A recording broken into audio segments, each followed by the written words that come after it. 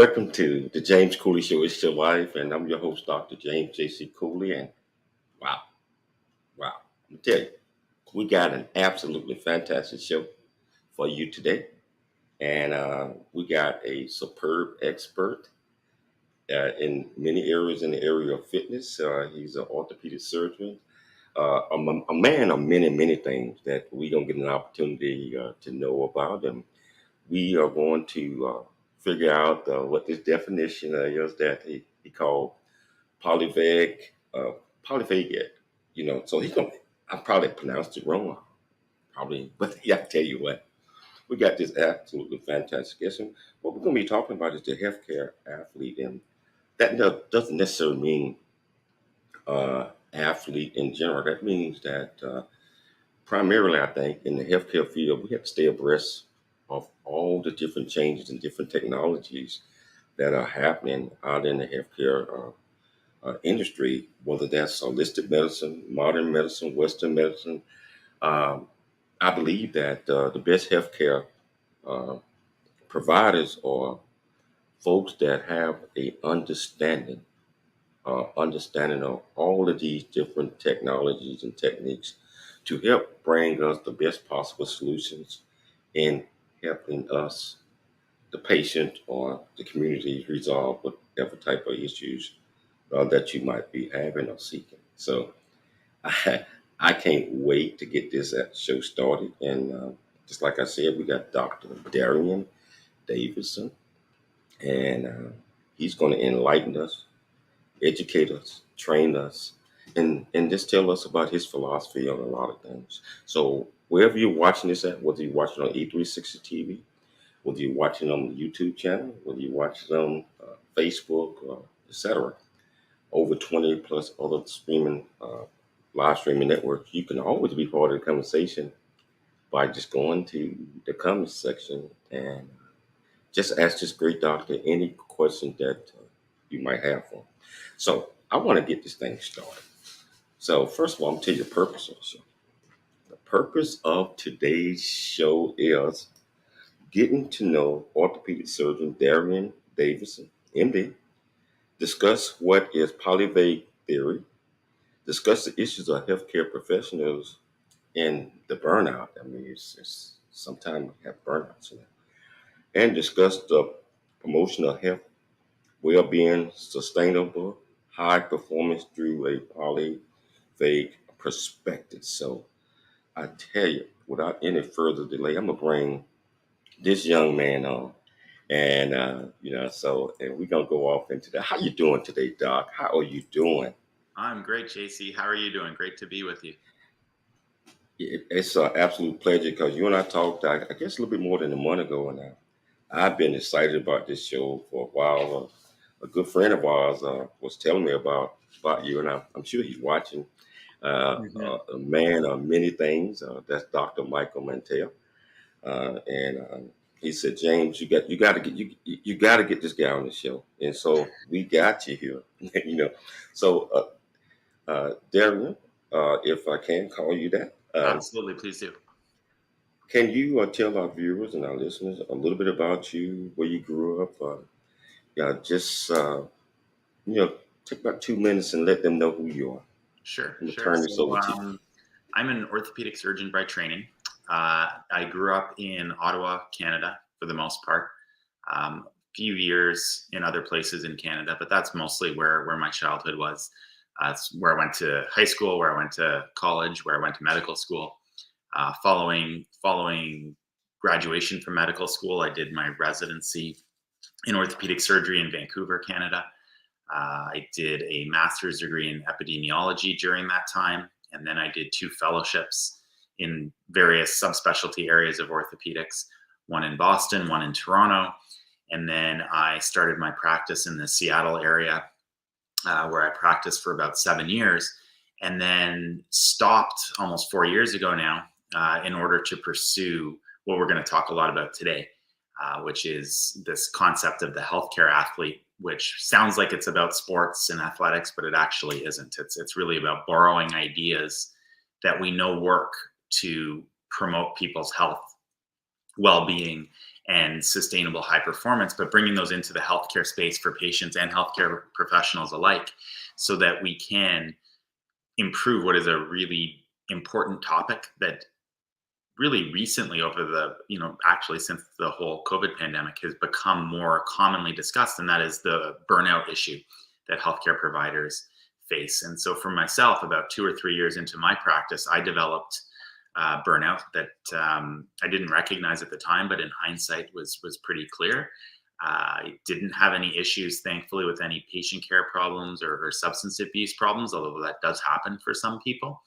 But what my experience with burnout did is it helped sort of redirect me towards becoming interested in these skills and habits, strategies that promote optimal or high human performance. And we're talking about things like meditation, mindset training, recovery principles, nutrition, hydration, exercise, sleep, recovery. And more recently, I've incorporated in the whole concept of polyvagal theory into this. And so we do this in a polyvagal informed perspective, meaning we always have a framework of the principles of polyvagal theory, because while it sounds like a very fancy term, what it really is a way of thinking about and understanding how our nervous system functions, which governs everything we experience in life, be it internal or external events. It's all the information is taken in by our nervous system. That's what allows us to sort of process that information and then respond and react. So everything comes down to how is that nervous system working. And so this theory is pretty foundational for that reason. Wow. Hey, Doc, did you always want to be a doctor until, or is it just something that hit you one day as a child? Have that always been your goal? I'm not sure when I started to want to become a doctor, to be perfectly honest with you, JC. I think it was probably sometime in high school. And my father is a doctor, his father was as well. So I was somewhat familiar with what that was, but thinking back, I can't say that I have a specific event or memory that really spurred that on and motivated that. But it was probably sometime in high school and kind of went from there. Wow. I'm interested in diving deep into the healthcare athlete. I know you just mentioned that a lot of people might get the title and just start thinking about you talking about professional athlete, high school, college athletes, but it goes deeper than that because the way that when you had talked about this is you mentioned burnout. Uh-huh. How often, in the medical field, which do burnout occurs, and how can a professional tell when they might be experiencing burnout? Well, that's really important and great questions. The first one, as far as how often does it happen in the healthcare field, is somewhat difficult to answer because most of our research on it is based on self-report. And so what it's relying on is doctors, physician assistants, nurses, physical therapists, whatever population's being studied, to identify that they're burnt out or to fill out a questionnaire that leads to this determination that they might be burnt out. And so whenever self-report is the main source of our information, it's always subject to our people being completely honest and transparent about it, because it's a pretty personal, sensitive subject. But the research that's out there, depending on the population, would say that it's anywhere as between 50, 60, maybe even 70% of people self-report as having actual burnout or at least significant symptoms of burnout. And those symptoms include things like extreme exhaustion, loss of fulfillment in their professional role, depersonalization or dissociation from what you're doing. And it's also important to note that burnout doesn't just happen in a professional context. It happens in a personal context too. It can happen in any and all of our life roles. And as you might imagine, if an individual is burnt out, for instance, and it starts at work, well, they're human. Whatever they're feeling and experiencing in that environment probably translates over into their other roles in life, perhaps at home with their partners, with their children, with their friends, what have you. And so the impact of this can actually be pretty widespread and pretty significant. And also with the healthcare professional situation, these are people who by their trade are working with and responsible for the health and well-being of other people. So if they're not at their best, even if they're not burnt out, but they're just not at their best, then they can't do the best job possible for the people they're looking after. And so this whole idea of the healthcare athlete is to borrow ideas from the competitive sports world, from the business world, as far as how do we as humans develop skills and strategies through our bodies, through our minds, so that we can be the best version of ourselves for whatever it is we're doing in life. Wow. So that brings us to what are some of the practices of healthcare athlete? That you want to talk about today. Well, so the practices are as comprehensive as possible. So they're things that we might classify as being mind-based, such as meditation or mindset training skills. There's other ones that we might classify as being body-based, such as getting enough exercise, sleep, nutrition, hydration, recovery principles.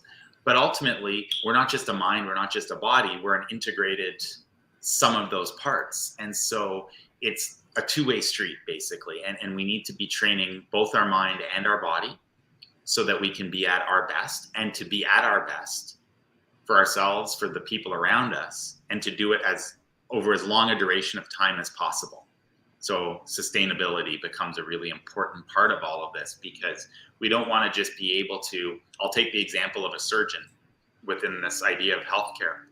We don't just want a surgeon to be able to be at their best for a year or two, because their career is going to be like 30 years. So it's going to be 40 years, right? We want them to be at their best for the full duration of their career if possible.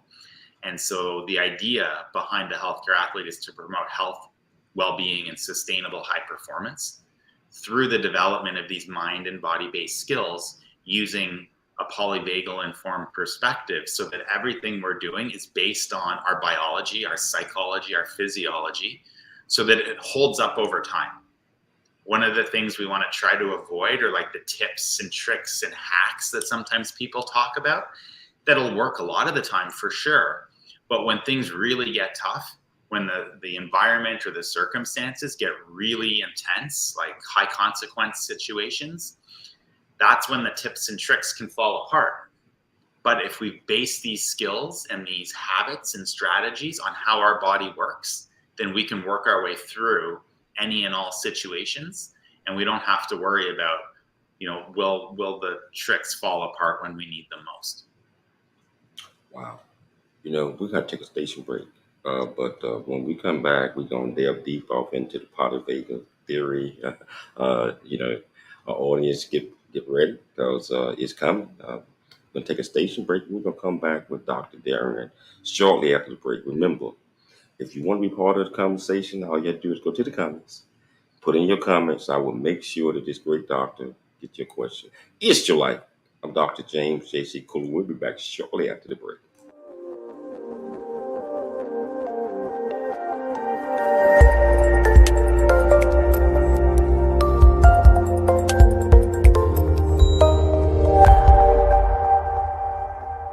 Really get a chance to know who you are.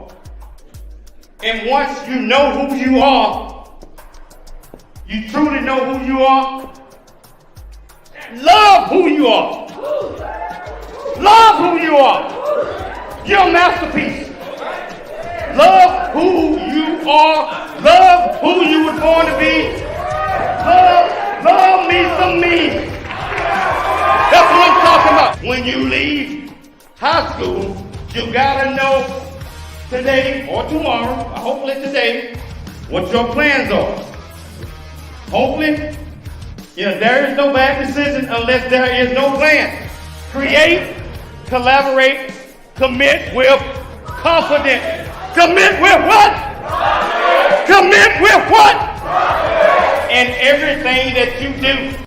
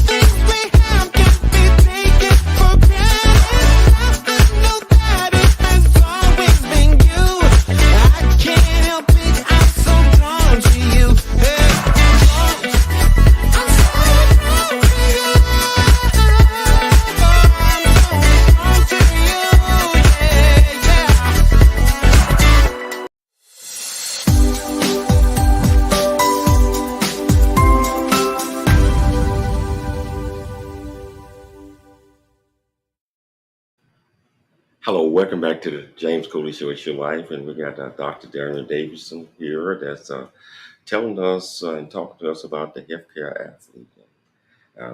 Those that might have missed that, we're not talking about the professional athlete, college athlete, uh, or high school or whatever, but we're talking about everyone in general in healthcare. But I tell you, we as patients out there are included in this as well, because I believe we have to have an understanding of all the different medicine techniques and just the different treatments that are out there so we can get the ultimate help that we might need. So, uh, Darian, you talk about this polyvagal theory. Can you really delve deep and educate our audience and me? Because I'm excited about this. And I'm just going to turn this over to you. Here we go. All right, thanks, JC. So polyvagal theory was first described by Dr. Stephen Porges in the mid '90s. So it was a little bit ago.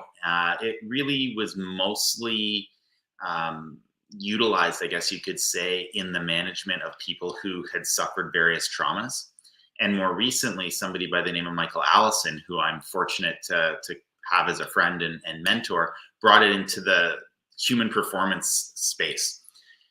But the importance of this theory is that it describes how our nervous system works when we take in information. It could be information from inside our bodies. It could be information from our environment or between people interacting in various forms, and how our body processes that information and then sort of takes our physiology, how our body works, into a state that then really determines how we're able to respond, what capacities we have available to us to use. And so before we get into the theory of it, what I want to emphasize is that this theory provides a deep understanding of how we experience life, because our nervous system is really, like, if you will, the canvas for our experience in life.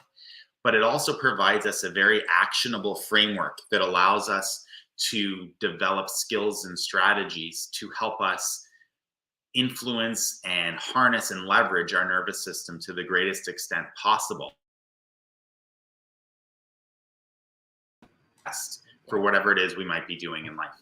And so there's a few important fundamentals to the whole theory that are good to go through. And we'll try to keep it not too deep and too detailed so that it's more about the understanding than the real nitty gritty details. There's absolutely fantastic references out there that we can provide your audience if that would be helpful to get into the details of it. But the basic concepts to give people a working knowledge is our nervous system has a couple of branches. One of them is the autonomic nervous system. And this is, as the name might imply with autonomic, is that it's automatic. It's not something we're consciously aware of. It's not something we can consciously control. It's the thing that governs things like our breathing, our heart rate, our digestion. And within that system, traditionally, people thought of two main branches, the parasympathetic and the sympathetic. So the parasympathetic got called the rest and digest system, and the sympathetic was what people call fight and flight. And what Dr. Porges introduced was this idea that the parasympathetic system is actually two separate systems, both governed by what's called the vagus nerve, which is where the name for the theory comes from, polyvagal. One is called the ventral vagal branch, and the other is the dorsal vagal branch. And that's within the parasympathetic system. In the sympathetic system, we just have the sympathetic nervous system. And so in essence, there's three physiological states created by these three branches. There's the ventral vagus, there's the sympathetic, and the dorsal vagal system. And they all have different functions that are all completely adaptive for our lives. It's just a matter of, is it adaptive in the specific situation in which we're in? So the ventral vagal branch, or the ventral vagus, is going to give us capacities that keep us grounded, keep us connected with others. In essence, it gives us a feeling that our nervous system is safe. And that allows us to perform to our highest capabilities. The sympathetic branch is that fight or flight response that happens when we feel like we're under threat, that we need to, for instance, in an emergency, get out of a building that's on fire, for instance. The dorsal vagal branch is a branch that is associated with shutdown states or dissociation states. So when our threat becomes too high, the only ability that we may have in our repertoire to deal with the threat is to really shut down our bodies and conserve our resources. And the next important issue is, well, what governs how we get into one of those three states or blends between those three states? And that's this process called neuroception. And neuroception is a fancy term for how our nervous system takes in these cues in our bodies, outside of our bodies, in our environment, our physical environment, but also in between other people, and makes this split second decision about, is this a safe situation? Is it a cue of safety and connection? Or is it a cue of threat or risk? And if it's a cue of threat, risk, or danger, we drive off towards a sympathetic response. Or if it's an overwhelming threat, a dorsal vagal response. On the other hand, if we find that it's a cue of safety and connection, we go into that ventral vagal response. And as we said before, these are all important responses for our bodies to have. It's a question of matching the response to the appropriate context. So for instance, if we're in a situation where we want to be connected with our partner or our friends or our children, and something happens, we don't want to go off into a sympathetic response, because then we're into a fight or flight type of behavior pattern. Whereas we want to be in a safe and connected behavior pattern so that we can be present and interact with the people around us.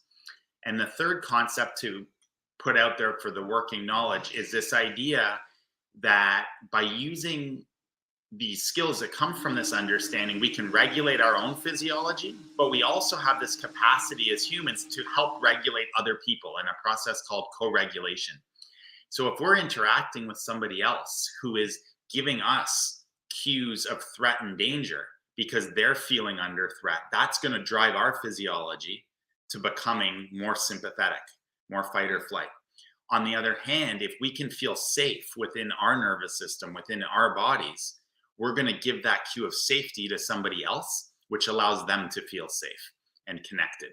And so we can see how it's not just about influencing our own feelings, capacities, thoughts, behaviors, but also the people around us.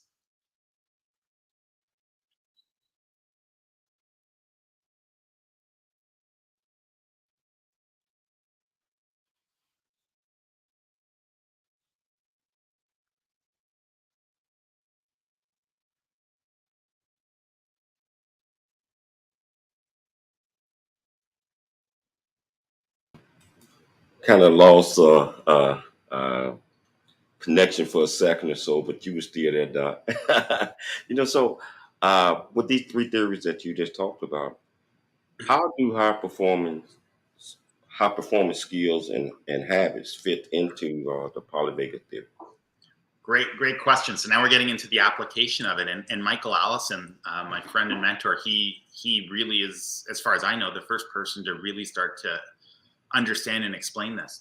And how it fits is that for us to be performing at our best, we need to have a blend between that ventral vagal, grounded, calm, open, connected, safe physiology with a little bit of the sympathetic, for added focus, added energy.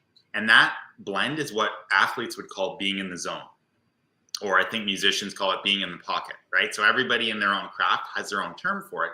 But it's that same state where we have deep focus or concentration. We have enough mobilization in our energy that we have the ability to do the tasks we need to do. And our minds are there to make decisions and be open, take in information, and process it in a way that allows us to be at our best. That's where we want to be to perform at our best.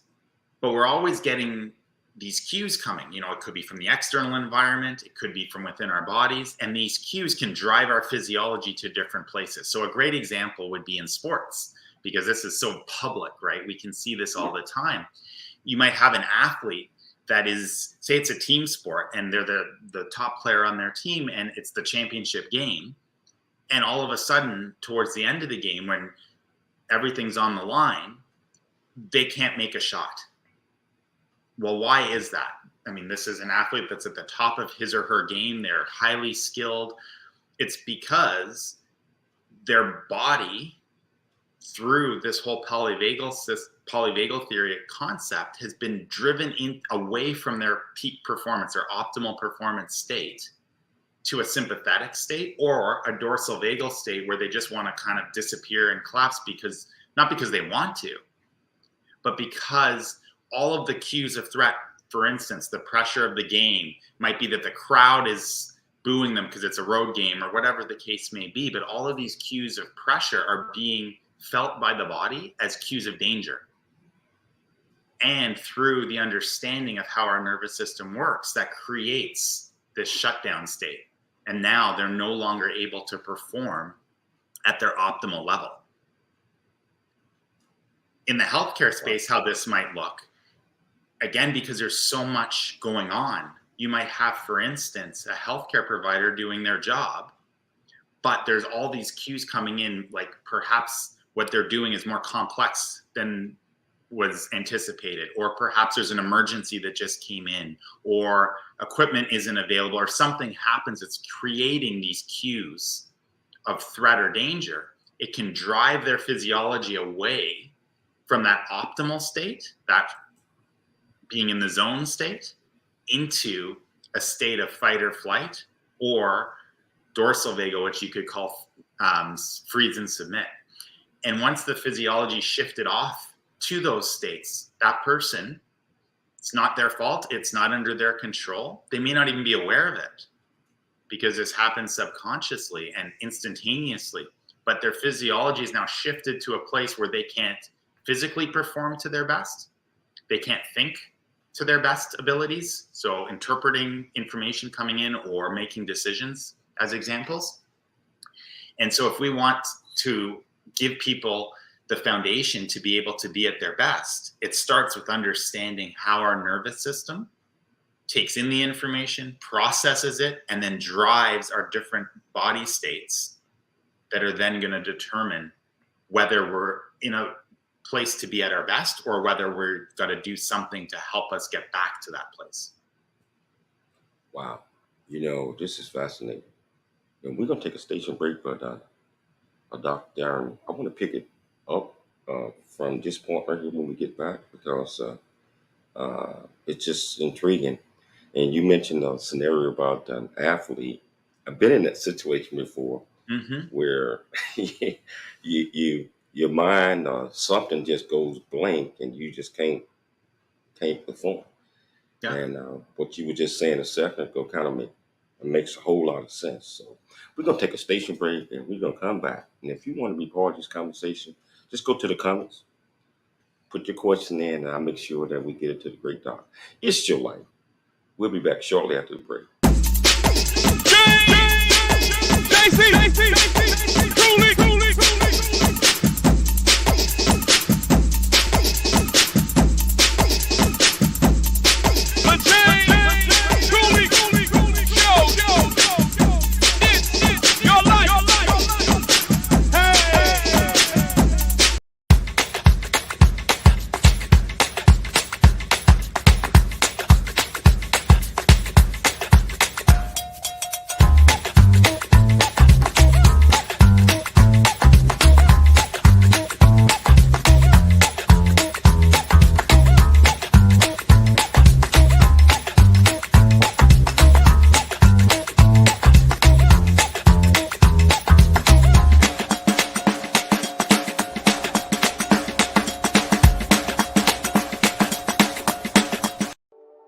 Noah Dingley here, producer of The James Cooley Show, It's Your Life. And the new audio version of James' book, Country Boy, City Boy, A Journey That Ain't Over Yet, is a must-have. James shares his true life story of struggle and success in America. It's both a cautionary tale and a roadmap to achieving the American dream. Get the new audio version of Country Boy, City Boy, A Journey That Ain't Over Yet by James Cooley on Amazon.com or wherever audiobooks are sold. Life is a series of circles and cycles, phrases and stages. These experiences teach you the lessons of life. You can either ignore them or embrace them. Welcome to It's Your Life with James Cooley. James is a motivational speaker, author, military veteran, and founder of the J.C. Cooley Foundation. James is here to equip you to strive for greatness and overcome adversity. It's time to get you equipped today for the challenges of tomorrow. Now, here's the host of It's Your Life, James Cooley. It's your life.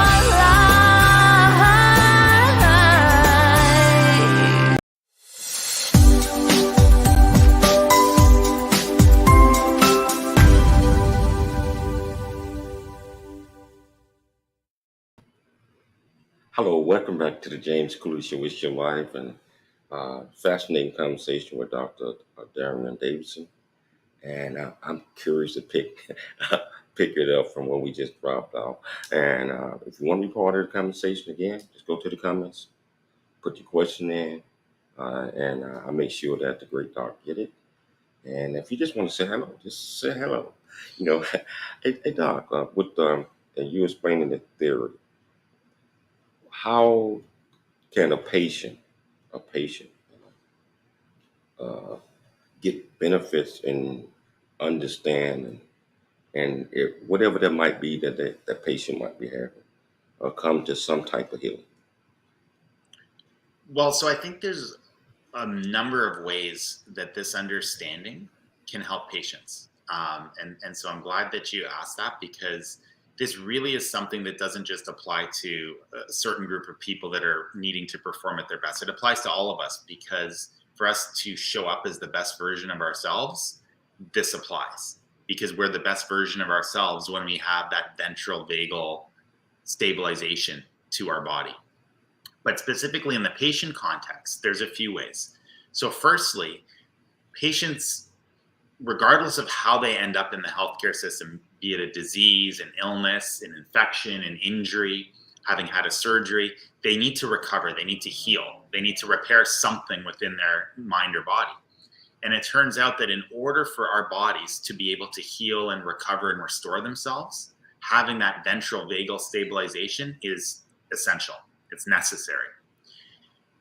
But when we're sick or we're injured or we're recovering from something, that's a cue to our body to get into those sympathetic and dorsal vagal states, which is impeding or impairing our body's ability to heal. So as healthcare providers, we can help patients in a few ways. One, we can teach them about this, including some skills to help them reach into that ventral vagal stabilization to help their bodies repair. And we can also help them through what we talked about earlier, co-regulation. So as a healthcare provider, if I'm giving my patient cues of safety and connection, that's going to help them get to a ventral vagal state, which is going to help them heal and recover and repair whatever problem is going on. Conversely, if as a healthcare provider, I don't understand this, and I'm inadvertently, unintentionally providing cues of stress or threat or risk to my patient, then totally unintentionally, I might be making it harder for my patient to heal and recover. And so that's a few of the ways in which this understanding can be so important as we try to do the best job that we can to help our patients heal and recover from whatever brought them into the healthcare system to begin with. Wow. So you talk about the informative perspective. Why do you believe that this is so important, and why should we all have a clear understanding of what this is? Well, because it governs our lives, and it thereby governs the quality of our lives. When we're in a for instance, in just everyday examples, when we're in a ventral vagal energy or ventral vagal state, we don't see challenges as being insurmountable, impossible things to overcome. We see challenges as being things we can work through, we can grow from, we can learn new skills or habits to overcome them. We are more connected with ourselves, with our environments, with the people around us. These are all very, very positive things. All the things that we talk about as being so important for the world come from a ventral vagal place, essentially. the sympathetic state has its role, but too much of it takes us away from where we need to be the best versions of ourselves and to be able to help co-regulate other people. So this is larger than just in the healthcare space. Although that's what I'm interested in because that's my background. This applies everywhere. And you know, as I've spoken about with other people who are interested in polyvagal perspectives, if we could have the whole world understand this and practice the skills and habits to be able to influence their polyvagal states, it would be a total game changer for all the challenges that we all know exist in the world. So my interest, because of my background, is in applying this for healthcare, but this is so far beyond that, because this is how we as humans can all be at our best in all the various roles and interests that we have in life, including to be at our best for those that are all around us. Michelle, I thought you had a question. Well, yeah. I'm gonna let you take it, James. I just kind of jumped Okay, in so just now. so what are the fundamentals skills to incorporate this perspective? So there are a lot, but for people just starting to get into this, becoming interested in it, we can start with a couple of really fundamental foundational skills. The first is to just develop the skill of being aware of what our physiological state is. And that involves things like understanding the physical sensations in our body, the thoughts in our mind, the tone in our muscles, the breathing pattern that we might have. And this helps us to identify which of those physiological states we're in. Because if we don't know what state we're in, we're kind of flying blind, right? We don't know how to shift it if we don't know where we're starting. The other big category is to develop these skills and habits that allow us to shift or change the state to where we want it to be. And this also encompasses a wide range of different skills and habits. And it might be things like learning how to use our breath, our breathing patterns to change our states, to use our thoughts, the way we're thinking, to adjust our activity level, our muscle tone, our posture, how we use our voice. All these things can help to shift our physiological state. And so by combining these two big categories of skills, we have one that lets us identify what state we're in, and another that helps us to shift it, if we need to a state that would be better for a given task. So for instance, if I'm doing a surgery, I want to be in the zone, essentially, that blend between ventral vagal and sympathetic. And if I come to recognize that through whatever cues are going on, I'm in a fully sympathetic state, I can recognize that's not where I want to be. And I can now start to use some of the skills and strategies that I've practiced and developed ahead of time to help shift my body towards that zone state that would be preferred. Well, Dr. Davidson, does this benefit other facets of our lives using this perspective, incorporating this? Absolutely. And if so, how? Yeah, absolutely. So it's a great question, because I don't want people to think, well, this is only just for people in healthcare. This governs everything in life. So for instance, when we're interacting, say with a child, with one of our children who might be a young child and might be in the midst of having, like, let's say they're a 3-year-old and they're having a typical 3-year-old temper tantrum. If we find we're in a sympathetic state, we're not going to be able to help manage that situation to the best of our ability.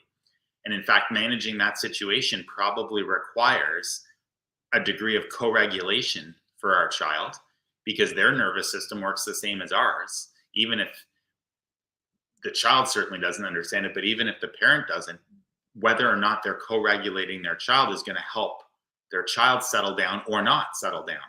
And so this is a specific example in which having those skills we talked about might be really helpful to identify that, oh, I'm at the grocery store and my child's having a temper tantrum. I'm feeling really anxious and upset because of this. So I'm in a sympathetic state. In order to best help myself and my child, I need to get back to a ventral state. And now I'm going to use some of these skills and habits to do just that. And that's going to help settle the child down by co-regulating them. So this applies across the board. It applies in our interactions with our partners. It applies with our interactions with pets, with ourselves. So really every aspect of our life can be made better by understanding the details of this theory, but more importantly, the practices and skills that let us apply it. Wow. Just like I said, this is fascinating. We're going to take a quick break, and we're going to come back, and we're going to pick it up from here because, you're really educating us all, and we all need to know about all of these three phases that you're talking about, and also just to expand our knowledge and to help us out in the healthcare communities, industry, but also as patients. It's your life. I'm Dr. James J.C. Cooley, and we will be back after the break.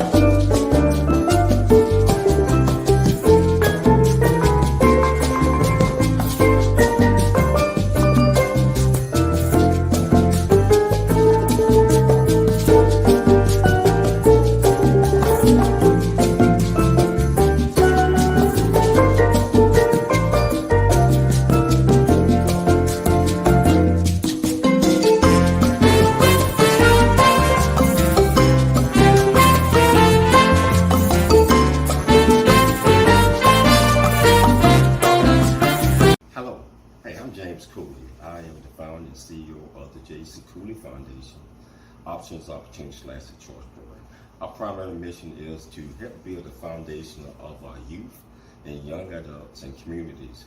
And we encourage everyone to dream big, think big, and be big at everything you do. And the way that you do that is, first of all, you got to believe in yourself. You have to believe in yourself. You have to know that you are here for a purpose. You also have to be able to step out your comfort zone and do things that you probably didn't think that you can do.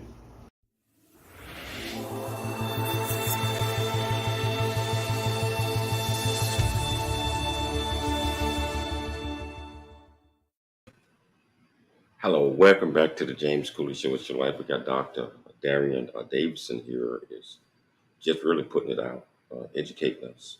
What the title of this is, the healthcare athlete, and just like he said, it applies to all of us in society, and not just healthcare workers.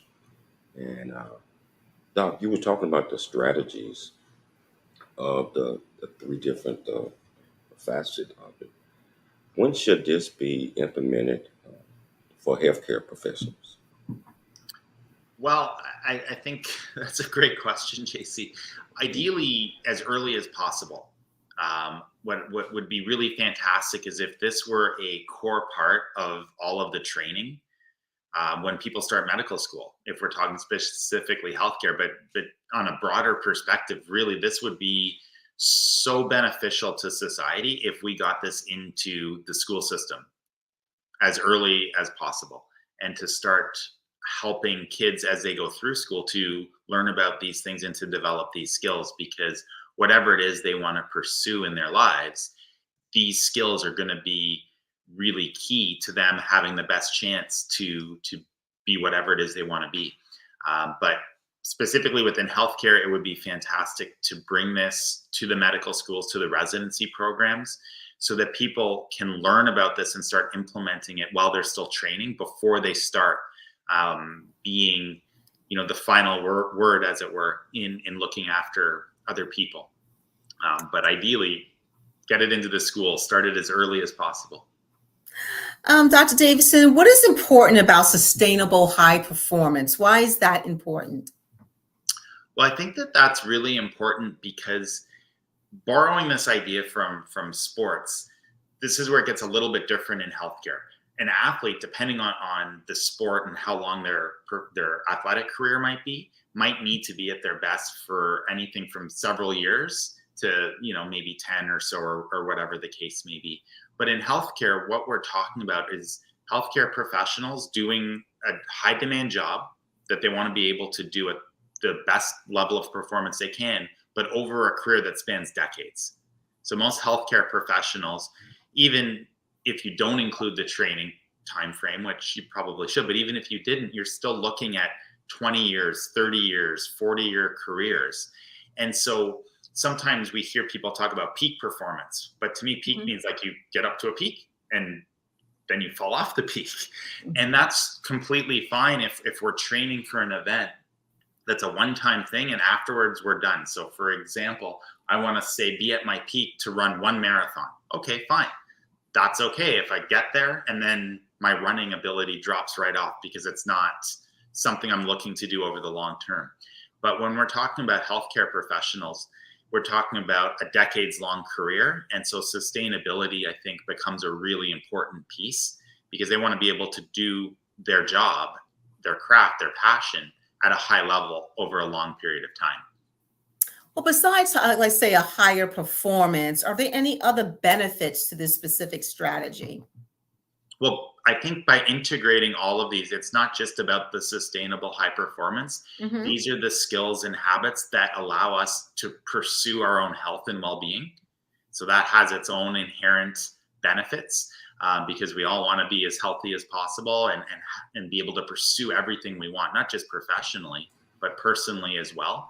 And to have that well-being becomes very important. And this is a direct path to that. And also it allows us to be the best version of ourselves for all the people around us, which is also something that we all want. We always want to be able to show up and be at our best for our partners, for our children, our families, our friends, as we pursue our hobbies and activities.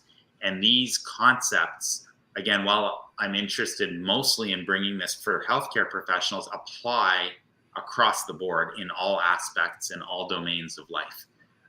And of course, if we're thinking about the role that parents play with their children, if the parents are modeling these sorts of skills and habits, then they're going to be teaching it both directly and indirectly to their children. So their children now have it. And so we can really have like the, proverbial pond or pebble in the pond, and that ripple out effect just benefiting greater and greater numbers of people across the entire world, essentially.